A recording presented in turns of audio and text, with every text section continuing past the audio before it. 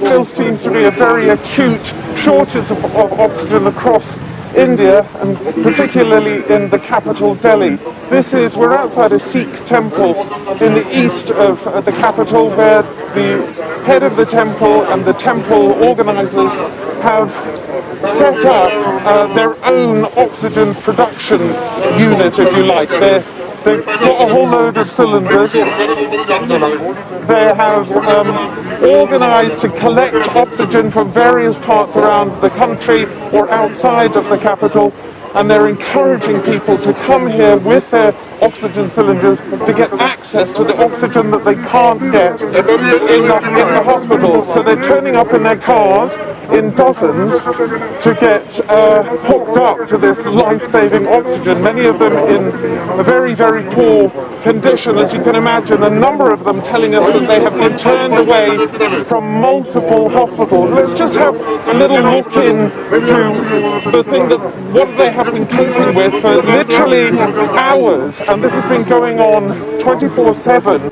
The head of the Sikh temple told me, Gurpreet Singh, who you can see there in the blue hazmat suit on the left with a purple mask, he says they're working 24/7 to try and supply oxygen because the government seems unable to deliver to very, very sick people. Tell us, how critical is the situation here? The situation is, you can see all people are crying, and for their relatives, all are in car, oxygen level is going on 10 to 25, 45, 35 only. We are trying to save their lives from Khalsa International. Are you managing it? Are you managing to save lives? From Khalsa International and President Uday Gurdwara. We are trying to save the life of all these people who are disagreed, and all the relatives are not accepted by hospitals, from government hospitals also and private hospitals, denied to admit them. Those patients are coming to this Gurdwara, and we are trying to save their health. Mr. Singh, tell me, where are you getting your oxygen from? How are you managing it and the government isn't?